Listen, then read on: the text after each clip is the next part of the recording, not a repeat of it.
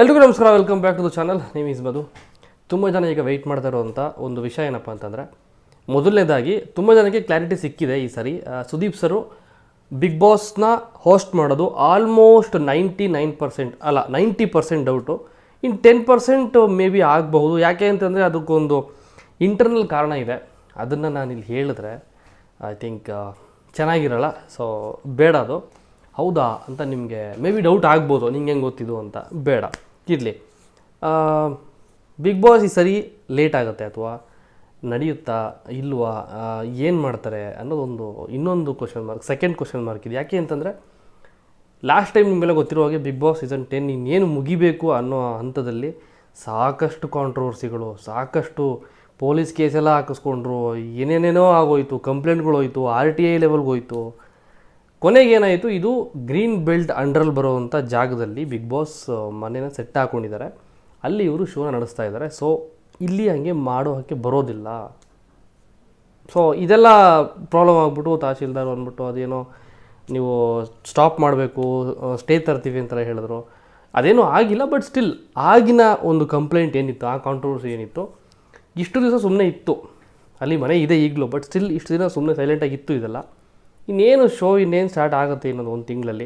October first week start ಆಗಬೇಕು, second week ಅಥವಾ ending ಹೋಗ್ತಾ ಇದೆ. ಕಾರಣ ಏನು ಅಂತ ಹೇಳ್ತೀನಿ.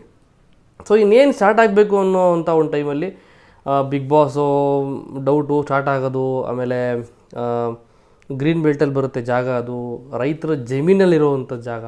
ಸೊ ಬಿಡೋದಿಲ್ಲ, ಅಥವಾ ಇನ್ನೊಂದು ಬೇರೆ ಕಡೆ ಸೆಟ್ ಹಾಕಬೇಕು, ಅದಕ್ಕೋಸ್ಕರ ಲೇಟ್ ಆಗುತ್ತೆ ಅಂತ ಹೇಳ್ತಾ ಇದ್ದಾರೆ. ಲೇಟ್ ಆಗುತ್ತೆ ಅಂತ ಹೇಳಿದ್ನಲ್ಲ. ಸೊ ಬೇರೆ ಕಡೆ ಸೆಟ್ಟನ್ನ ಅರೇಂಜ್ ಮಾಡಿ ಅವರು ಬಿಗ್ ಬಾಸ್ ಸ್ಟಾರ್ಟ್ ಮಾಡೋಕ್ಕೆ ಸ್ವಲ್ಪ ಟೈಮ್ ತೊಗೊಳ್ತಾರೆ. ನಿಮಗೆಲ್ಲ ಗೊತ್ತಿರೋ ಹಾಗೆ ಒಂದು ಬಿಗ್ ಬಾಸ್ ಮನೇನ ಜಸ್ಟ್ ಸೆಟಪ್ ಮಾಡಿ ಮನೆ ಅಂತ ಮಾತ್ರ ಬಿಡೋಕ್ಕಾಗಲ್ಲ. ಕ್ಯಾಮ್ರಾ, ಆಮೇಲೆ audio system, mic system, speaker, ಆಮೇಲೆ ಒಂದು ಸ್ವಿಮ್ಮಿಂಗ್ ಪೂಲ್ ಬೇರೆ ಬೇಕಾಗುತ್ತೆ, ಫರ್ನಿಷಿಂಗು, ಆಮೇಲೆ AC, ಸಮಥಿಂಗ್ ಈ ಥರ ಸಾಕಷ್ಟು ವಿಚಾರಗಳಿರೋದ್ರಿಂದ, ಅದು ಅಲ್ಲದೆ ಸಣ್ಣ ಪುಟ್ಟ ಮನೆ ಆಗಿರೋದಿಲ್ಲ, ಎಕರೆಗಟ್ಟಲೆ ಜಾಗದಲ್ಲಿ ಬಿಗ್ ಬಾಸ್ ಮನೇನ ಕಟ್ಟಿರ್ತಾರೆ. ಸೊ ಹಾಗಾಗಿ ಇದೊಂದು ಸ್ವಲ್ಪ ಇನ್ನೂ ಲೇಟ್ ಆಗಬಹುದು ಅಂತ ಹೇಳ್ತಿದ್ದಾರೆ. ಮೇ ಬಿ ಈಗ ಸೀಸನ್ 10 ಎಲ್ಲಿ ನಡೀತೋ ಅದೇ ಜಾಗದಲ್ಲಿ ಇರುವಂಥ ಮನೆಯಲ್ಲೇ ಮುಂದುವರಿಯುತ್ತೆ ಇದು ಅನ್ನೋದಾದರೆ ಅಕ್ಟೋಬರ್ ಫಸ್ಟ್ ವೀಕಿಗೆ ಸ್ಟಾರ್ಟ್ ಆಗಬೇಕು. ಕಂಟೆಸ್ಟೆಂಟ್ ಲಿಸ್ಟು ಆಲ್ಮೋಸ್ಟ್ ರೆಡಿ ಇದೆ. ನನಗೆ ಹೇಳೋ ಮಾತು ನಿಮಗೆ, ಯಾರ್ಯಾರು ಬರ್ಬೋದು ಬಿಗ್ ಬಾಸ್ಗೆ ಅನ್ನೋದು ಬೇಡ ಇಲ್ಲಿ, ಓಕೆನಾ? ಯಾಕೆ ಅಂತಂದರೆ ಕೆಲವರು ಹೆಸರುಗಳನ್ನ ಹೇಳೋಕ್ಕೂ ಬೇಜಾರು. ಕೆಲವರು ಈಗ ನಿಮಗೆ ಗೊತ್ತು, ಲಾಸ್ಟ್ ಟೈಮೆಲ್ಲ ಎಂಥವರೆಲ್ಲ ಬಂದಿದ್ರು, ಏನೇನೆಲ್ಲ ಆಯಿತು. ಬೇಡ, ಅದು ಲಿಸ್ಟ್ ಹೇಳೋದೇ ಬೇಡ. ಬಟ್ ಒಂದಂತೂ ಹಿಂಟ್ ಕೊಡ್ತೀನಿ, ಕನ್ಫರ್ಮ್ ಆಗಿ ಈ ಸರಿ ಏನೋ ಟ್ರೋಲ್ ಆಗಿರೋರು ತುಂಬ ಜನ ಬರ್ತಾ ಇದ್ದಾರಂತೆ. ಸೊ ಅದಂತೂ ಕನ್ಫರ್ಮ್ ನ್ಯೂಸ್ ನನಗೆ. ನಿಮಗೆಲ್ಲ ಗೊತ್ತು, ಯಾರೋ ಒಬ್ಬರು ಅಚೀವ್ಮೆಂಟ್ ಮಾಡಿದಾರ, ಅಥವಾ ಒಂದು ಒಳ್ಳೆ ದಾರಿಯಲ್ಲಿ ಒಂದು ಒಳ್ಳೆ ರೀತಿಯಲ್ಲಿ ಬೆಳೆದು ಬಂದವ್ರನ್ನ, ಕಷ್ಟಪಟ್ಟು ಮೇಲೆ ಬಂದವ್ರನ್ನ, ಟ್ಯಾಲೆಂಟ್ ಇಟ್ಕೊಂಡು ಕಷ್ಟಪಟ್ಟು ಮೇಲೆ ಬಂದವ್ರನ್ನ ಇಲ್ಲಿ ಯಾರೂ ಈ ಥರ ಶೋಗಳು ಕರ್ಕೊಂಬರೋದಿಲ್ಲ. ಬದಲಾಗಿ ಕಾಂಟ್ರವರ್ಸಿ ಅಥವಾ ಟ್ರೋಲ್ ಅಥವಾ ಇನ್ನೇನೋ ತಲೆ ಮೇಲೆ ಏನೋ ಹೇಳ್ಕೊಂಡು ಇನ್ನೇನೋ ಫೇಮಸ್ ಆಗಿ ಸಡನ್ನಾಗಿ ದಿಢೀರಂತ ಫೇಮಸ್ ಆಗಿ ಹೋಗ್ತಾರಲ್ಲ, ಅಂಥವ್ರನ್ನ ಪಟ್ಟಂತ ಕರ್ಕೊಂಡು ಬರ್ತಾರೆ. ಇಲ್ಲಿ ಟ್ಯಾಲೆಂಟಿಗೆ ಬೆಲೆ ಇಲ್ಲ. ಸೀರಿಯಸ್ಲಿ ಹೇಳ್ತೀನಿ, ಯಾವ ಟ್ಯಾಲೆಂಟಿಗೂ ಇಲ್ಲಿ ಬೆಲೆ ಇಲ್ಲ. ಸೆಂಟಿಮೆಂಟೆಲ್ಲ ಹೊಡಿತಾರೆ, ಅಥವಾ ಕಾಂಟ್ರವರ್ಸಿಯಿಂದ ಹೊಡಿತಾರೆ, ಅಥವಾ ಇನ್ನೇನೋ ಇಲ್ಲದೇ ಇರೋ ಸುದ್ದಿಗಳನ್ನ ಮಾಡಿಕೊಂಡು ಈ ಥರದ್ದೊಂದು ಕಾಂಟ್ರವರ್ಸಿ ಕ್ರಿಯೇಟ್ ಮಾಡಿ ಶೋನ ತೊಗೊಂಡು ಹೋಗ್ತಾರೆ. ಅದು ಬಿಟ್ಟರೆ ಒಬ್ಬ ಟ್ಯಾಲೆಂಟ್ ಇರೋನು ಗೆದ್ದಿದ್ದೇ ಆದರೆ ಐ ಥಿಂಕ್ ಸೀಸನ್ 7 ಅಂತ ಅನ್ಕೋತೀನಿ. ಶೈನ್ ಶೆಟ್ಟಿ ಅವರು ಗೆದ್ದಿದ್ದು. ಈಗ ಅವ್ರು ಸಿನಿಮಾಗಳು ಮಾಡ್ತಾಯಿದ್ದಾರೆ, ಸೀರಿಯಲ್ ಮಾಡ್ತಾಯಿದ್ದಾರೆ. ಆಮೇಲೆ ಅವರು ಲೈಫಲ್ಲಿ ಸ್ವಲ್ಪ ಮುಂದೆ ಬಂದರು. ಅವರು ಯಾವ ಮಟ್ಟದಿಂದ ಯಾವ ಮಟ್ಟಕ್ಕೆ ಬಂದರು, ಫುಡ್ ಟ್ರಕ್ ಹಾಕ್ಕೊಂಡು ಎಷ್ಟೆಲ್ಲ ಕಷ್ಟಪಟ್ಟರು ಸಾಲ ತೀರ್ಸೋಕ್ಕೆ ಲೈಫಲ್ಲಿ. ಇದೆಲ್ಲ ಕೇಳಿದಾಗ ನಮಗೆ ಇನ್ಸ್ಪೈರ್ ಆಗುತ್ತೆ ಅಂತ ಅನ್ಕೋತೀನಿ. ಇನ್ಸ್ಪೈರ್ ಆಗಬೇಕು. ಬಿಗ್ ಬಾಸ್ ಸ್ಪರ್ಧೆಗಳು ಒಬ್ಬೊಬ್ಬರು ಕತೆಗಳು ಹೇಳ್ತಾ ಇದ್ದರೆ ಇನ್ಸ್ಪೈರ್ ಆಗಬೇಕು. ಅಲ್ಲಿ ಇನ್ಸ್ಪೈರ್ ಆಗುವಂಥ ಸ್ಟೋರಿ ಏನೂ ಇರೋಲ್ಲ. ಅಯ್ಯೋ ನಮ್ಮಮ್ಮ ಹಂಗೆ, ನಮ್ಮಪ್ಪ ಹಿಂಗೆ ಅಂದ್ಬಿಟ್ಟಿದ್ರು, ನನ್ನ ಮನೆಗೆ ಸೇರಿಸ್ತಿರ್ಲಿಲ್ಲ, ಹತ್ರಕ್ಕೆ ಸೇರಿಸ್ತಿರ್ಲಿಲ್ಲ, ಈಗ ಬಿಗ್ ಬಾಸಿಗೆ ಬಂದ ಮೇಲೆ ನಾನು ಹಂಗಂತೆ ಹಿಂಗಂತೆ ಹೊಗಳ್ಬಿಟ್ರು, ಅಯ್ಯೋ ಅಟ್ಟಿಗೆ ಇಂಥ ಕತೆಗಳಲ್ಲಿ ವರ್ಕೌಟ್ ಆಗಲ್ಲ. ನೀವೇನೋ ಮಾಡಿದ್ದಕ್ಕೆ ಬಿಗ್ ಬಾಸಿಗೆ ಬರಬೇಕು, ಆಯಿತಾ? ಬಿಗ್ ಬಾಸಿಗೆ ಬಂದಿದ್ದಕ್ಕೆ ನೀವೇನೋ ಆದ್ರಿ ಅನ್ನೋದು ಬೇಕಾಗಿಲ್ಲ. ಇಲ್ಲಿ ನೀವೇನೋ ಮಾಡಿದ್ದೀರಾ, ನೀವು 0 to ಹೀರೋ ಅಲ್ಲದೆ ಇದ್ದರೂ ಕೂಡ 0 to something is better than nothing ಅಂತ ಹೇಳ್ತಾರಲ್ಲ, ಹಂಗೆ ಏನೋ ಒಂದು ಮಾಡಿರ್ಬೇಕು ನೀವು. ಅಟ್ಲೀಸ್ಟ್ ಏನೋ ಒಂದು, ಇಲ್ಲಪ್ಪ ಈ ಹುಡುಗ ಎಲಿಜಿಬಲ್ ಬಿಗ್ ಬಾಸ್ ಹೋಗೋಕ್ಕೆ, ಇವನು ನೋಡ್ಕೊಂಡು ಇನ್ನೊಂದು 4 ಜನ ಕಲಿತಾರೆ ಅಂಥವ್ರನ್ನ ಕರ್ಕೊಂಡು ಬರಬೇಕು ಅನ್ನೋ ಒಂದು ಥಾಟ್ ಇಟ್ಕೊಂಡು ದಯಮಾಡಿ ಕಂಟೆಸ್ಟೆಂಟ್ಗಳನ್ನ ಕರ್ಕೊಂಡು ಬನ್ನಿ.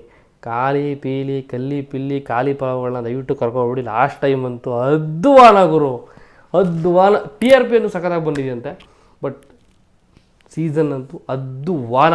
ಓಕೆನಾ? ಸೊ ಸ್ವಲ್ಪ ಅಕ್ಯುರೇಟ್ ಆಗಿದೆ ಇನ್ಫಾರ್ಮೇಷನ್ ನಾನು ಹೇಳ್ತಿರೋದು ಈಗ. ಯಾಕೆಂತಂದರೆ ಲಾಸ್ಟ್ ಟೈಮ್ ಸೀಸನ್ 10ನಲ್ಲಿ ಇನ್ನೇನು ವಿನ್ನರ್ ಅನೌನ್ಸ್ ಆಗೋಕ್ಕಿಂತ ಒಂದು 15-20 ಮಿನಿಟ್ಸ್ ಮುಂಚೆನೇ ಹೇಳಿದ್ದೆ, ಟಿ ವಿಯಲ್ಲಿ ಅನೌನ್ಸ್ ಆಗೋಕ್ಕಿಂತ ಮುಂಚೆ ನನಗೆ ನ್ಯೂಸ್ ಬಂದಿತ್ತು. ಸೊ ಅದೇ ಥರ ನ್ಯೂಸೇ ಈಗ ಬಂದಿರೋದು, ಅದನ್ನೇ ಹೇಳ್ತಿರೋದು ನಾನು. ಸೊ ಹಂಗಾಗಿ ನೀವು ನಾನು ನಂಬೋದು, ಏನಾದ್ರು ಹೇಳ್ತಾ ಇದ್ದೀನಿ ಅಂತಂದರೆ ಒಂದು ತಕ್ಕ ಮಟ್ಟಿಗೆ ನಂಬೋದು. ಸೊ ಇಷ್ಟು ಹೇಳ್ತಿಲ್ಲ, ಈ ವಿಡಿಯೋ ಮುಗಿಸೋಣ. ಸುದೀಪ್ ಸರ್ ಬಗ್ಗೆ ಹೇಳಬೇಕು ಅಂತಂದರೆ, and also many more happy returns of the day sir. ನಿಮ್ಮ ಒಂದು ಪ್ರಯತ್ನ ಪ್ರೊಡ್ಯೂಸರ್ ಆಗಿ, ಆ್ಯಕ್ಟ್ರಾಗಿ, ಡೈರೆಕ್ಟ್ರಾಗಿ ನಿಮ್ಮ ಒಂದು ಕಾಂಟ್ರಿಬ್ಯೂಷನ್ ಇಂಡಿಯನ್ ಸಿನಿಮಾ ಲೆವೆಲ್ಗೆ ಯಾವುದೋ ಮಟ್ಟದಲ್ಲಿದೆ. ಈಗ ಸಿನಿಮಾ ಯಾವ ಆ್ಯಕ್ಟ್ರು ಕೂಡ ಫುಲ್ಫಿಲ್ ಮಾಡೋಕ್ಕಾಗ್ತಿರ್ಲಿಲ್ಲ ಆ ಒಂದು ಕ್ಯಾರೆಕ್ಟರ್ನ. ಸೊ ತುಂಬ ಅಂದರೆ ತುಂಬಾ ಕಷ್ಟ ಅದು. ಸೊ ಅದೆಲ್ಲ ನೋಡಿದ್ರೆ ಸುದೀಪ್ ಸರ್ ಅಂತ ಆ್ಯಕ್ಟರ್ಸು ಬೇರೆಯವ್ರು ಸಿಗ್ತಾರ? ನೆವರ್. ಅಷ್ಟಿಲ್ಲದೆ ಒಬ್ಬ ಕನ್ನಡದ ಆ್ಯಕ್ಟ್ರನ್ನ ರಾಜಮೌಳಿ ಅಂತ ದೊಡ್ಡ ಡೈರೆಕ್ಟ್ರು ಇಲ್ಲಿಗೆ ಬಂದು ಒಬ್ಬ ನಟನ ಕರ್ಕೊಂಡೋಗಿ ಎಲ್ಲೂ ಮಾಡಿಸ್ತಿರ್ಲಿಲ್ಲ. ಸೊ ಸಾಕಷ್ಟು ಕಾಂಟ್ರಿಬ್ಯೂಷನ್ ಇದೆ ಕನ್ನಡ ಸಿನಿಮಾ ಇಂಡಸ್ಟ್ರಿಗೆ ಆಗ್ಬೋದು. ಆ್ಯಂಡ್ ನಿಮ್ಮ ಫ್ಯಾನ್ಸ್ಗೆ ನೀವು ಕೊಡುವಂಥ ಇನ್ಸ್ಪಿರೇಷನಲ್ ಥಿಂಗ್ಸ್ ಆಗಿರ್ಬೋದು, ವರ್ಡ್ಸ್ ಆಗಿರ್ಬೋದು, ನಿಮ್ಮ ಇಂಟರ್ವ್ಯೂಗಳಾಗಿರ್ಬೋದು ನೋಡಿದ್ರೆ I think S is right ಅಂತ ಅನ್ಸುತ್ತೆ. ಆ್ಯಂಡ್ ನಿಮ್ಮದೇ ಆದಂಥ ಒಂದು ಮ್ಯಾನರಿಸಮ್, ಆ್ಯಟಿಟ್ಯೂಡ್ ಅಂದರೆ ತಪ್ಪಾಗುತ್ತೆ, ಮ್ಯಾನರಿಸಮ್, ಎಸ್ ಆ್ಯಟಿಟ್ಯೂಡ್ ಕೂಡ ಇರಬೇಕಾಗತ್ತೆ ಮನುಷ್ಯನಿಗೆ. ಅದು ಎಲ್ಲಿ ಯೂಸ್ ಮಾಡಬೇಕು ಅಲ್ಲಿ ಯೂಸ್ ಮಾಡಬೇಕು, ಯಾರು ಮುಂದೆ ತೋರಿಸ್ಬೇಕು ಅವ್ರು ತೋರಿಸ್ಬೇಕಾಗುತ್ತೆ. ಮ್ಯಾನರಿಸಮ್ ಅನ್ನೋದು ನಡತೆ. ಸೊ ಅದು ನಿಮ್ಮ ಒಂದು ಮ್ಯಾನರಿಸಮ್ ಯಾರೂ ಮ್ಯಾಚ್ ಮಾಡೋಕ್ಕಾಗಲ್ಲ. ಸ್ಟೈಲ್ ಆಗಿರ್ಬೋದು, ಒಂದು ಅಪಿಯರೆನ್ಸ್ ಆಗಿರ್ಬೋದು. ಸುದೀಪ್ ಸರ್ದು ಸ್ಟೈಲು, ಮ್ಯಾನರಿಸಮ್ಮು, ಆ್ಯಟಿಟ್ಯೂಡು, ಅವ್ರು ಹೇಳುವಂಥ ಮಾತುಗಳು, the way he narrate the show Bigg Boss, ಅದನ್ನು ಯಾರ ಕೈಯಲ್ಲೂ ಮ್ಯಾಚ್ ಮಾಡೋಕ್ಕೆ ಸಾಧ್ಯನೇ ಇಲ್ಲ. ಸೊ ಅದಂತೂ ಕನ್ಫರ್ಮಾಗಿ ಹೇಳ್ಬೋದು. ಸೊ ಈಗ ಆ್ಯಂಕರ್ ಕೂಡ ಚೇಂಜ್ ಆಗ್ತಾರಂತೆ, ಗೊತ್ತಿಲ್ಲ ಈಗ ಹೆಂಗಿರುತ್ತೆ ಏನೋ. ಸುದೀಪ್ ಸರ್ ಈ ಸರಿ ನಾನು ಮಾಡ್ತಾ ಇಲ್ಲ ಅಂತ ಕಡ್ಡಿ ತುಂಡು ಮಾಡ್ದಂಗೆ ಹೇಳಲಿಲ್ಲ. ಇನ್ನೂ ಪೆಂಡಿಂಗಲ್ಲಿದೆ, ಅವ್ರು ಮಾಡ್ತಾರಾ ಇಲ್ವಾ ಬಿಗ್ ಬಾಸ್ ಆ್ಯಂಕರಿಂಗ್ ಅಂತ. ಈಗ ಇನ್ನೊಂದು ಹೆಸರು ಕೇಳಿಬರುತ್ತಿರೋದು ಗೋಲ್ಡನ್ ಸ್ಟಾರ್ ಗಣೇಶ್ ಅವರ ಅಥವಾ ರಮೇಶ್ ಅರವಿಂದ್ ಅವರ ಸಮಥಿಂಗ್, ಈ ಥರದ್ದು ಒಂದಷ್ಟು ಟಾಕ್ಸ್ ಬರ್ತಾಯಿದೆ. ನನ್ನ ಪ್ರಕಾರ ಕೇಳಿದ್ರೆ ವೀಕೆಂಡ್ ವಿತ್ ರಮೇಶ್ ಅಂತ ಒಂದು ದೊಡ್ಡ ಕಾರ್ಯಕ್ರಮನ ಹೋಸ್ಟ್ ಮಾಡಿದವರು ರಮೇಶ್ ಅರವಿಂದ್ ಅವರು ದಿ ಬೆಸ್ಟ್ ಅಂತ ಅನ್ಕೋತೀನಿ. ನನಗೆ ತಿಳಿದ ಮಟ್ಟಿಗೆ ಅವರು ಮಾಡೋದಿಲ್ಲ, ಅವ್ರು ಮಾಡೋದು ಡೌಟು. ಗಣೇಶ್ ಸರ್ ಮಾಡಿದ್ರು ಮಾಡ್ಬೋದು. ಅವರು ಕೂಡ ಆ್ಯಂಕರಿಂಗ್ ಮಾಡಿದ್ದಾರೆ, ಒಂದಷ್ಟು ಶೋನ ಆ್ಯಂಕರಿಂಗ್ ಮಾಡಿದ್ದಾರೆ. ಅವರು ಒಳ್ಳೆ ಆ್ಯಂಕರೇ.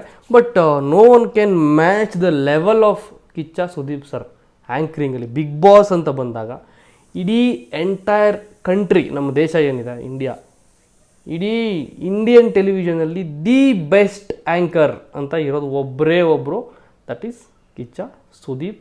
ಅವ್ರ ಲೆವೆಲ್, ಅವರು ಮಾತುಗಳು ಹೇಳ್ತಾರೆ ಗೊತ್ತಾ. ಏನಾದರೂ ತಪ್ಪು ನಡೆದಾಗ, ಏನಾದರೂ ಕಾಂಟ್ರವರ್ಸಿ ಆಯಿತು ಮನೇಲಿ, ಇನ್ನೇನೋ ಆಗೋಯ್ತು, ನಾವು ಅಂದ್ಕೊಂಡಿರ್ತೀವಿ ಸುದೀಪ್ ಸರ್ ಬಂದು ಬೈದು ಹಾಕ್ಬಿಡ್ತಾರೆ ಹೆಂಗೆ. ಎಸ್ ಬೈತಾರೆ, ಬಟ್ ಅವ್ರು ಬೈದರು ಅಂತ ಆಗಿರಲ್ಲ, ಬೇರೆ ರೀತಿಯೇ ಹೇಳಿರ್ತಾರೆ.